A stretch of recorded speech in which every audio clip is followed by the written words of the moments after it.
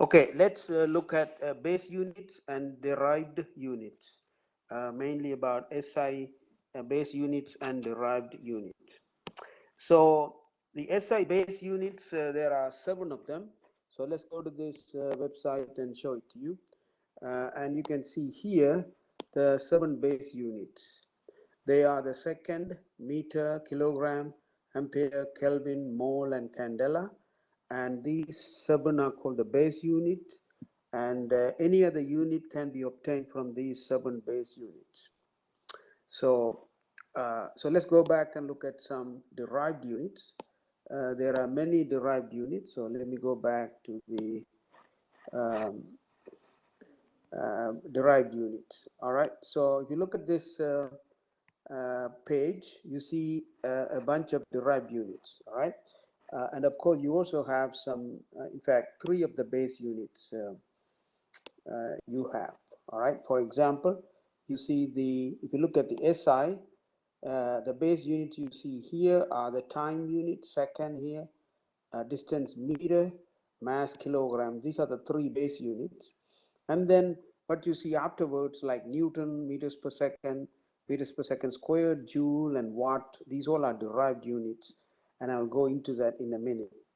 Now, in addition to this, what you see is you have 2 different families.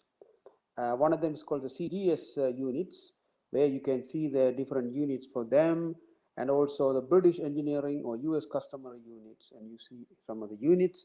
So we like to keep everything in the SI unit, but sometime you may come across some of the other units, so it's important that you know how to convert from one to the other. But mainly I'm going to look at the SI derived units going forward anyway. All right, so the first one I'm going to look at is the Newton. So what is this Newton? Well, Newton is the unit for weight or force. So to figure out what is Newton, we need to go back to the Newton's second law. So Newton's second law says net force is equal to mass times acceleration. So using this, we can figure out the unit Newton. All right. Okay, so the force unit is called the Newton. So let me write Newton is equal to, now the mass unit is the kilogram, is the base unit, kilogram, times the acceleration unit is meters over second squared. So you can see that acceleration coming from the definition of acceleration, that's another derived unit, but we can use that to get the Newton. All right, so Newton can be written in terms of kilogram, meters, and second. In fact, should be second squared. So these kilogram, meters, and second, these are base units. So that's the way you write Newton in terms of these base units. Next, let's look at joule. Now joule, J, is the unit for work. All right, it is also the unit for energy, because work and energy are related. So what is joule work? Well, to figure out the unit for joule, we need to go to the definition of work. So work is force multiplied by distance or displacement. So let's put the units here. So work unit is going to be the joule, capital J, is equal to, the force unit is going to be the Newton, multiplied by the distance unit is going to be meter. But then this is not completely in base units, but we need to substitute something for the Newton. But we know what is Newton is, so let's bring this Newton and put it for the Newton here.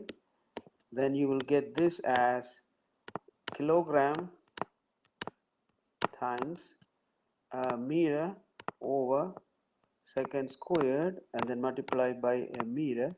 So what you're going to get is kilogram times meter squared over second squared. So this is same as the joule anyway. So you see the difference, the Newton, so this is the joule here. So Newton is kilogram meters per second squared. The joule having another meter, so kilogram times meter squared over second squared. So once again, you see that the derived unit joule is written in terms of the base units, kilogram, meters, and seconds. All right. Next, I'm going to show you the watt, which is the unit for power.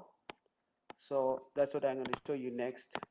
Now to come up with the unit for watt, we need to go with the definition for power. Now power is equal to work divided by time. Rate of doing work is power, so power is work over time.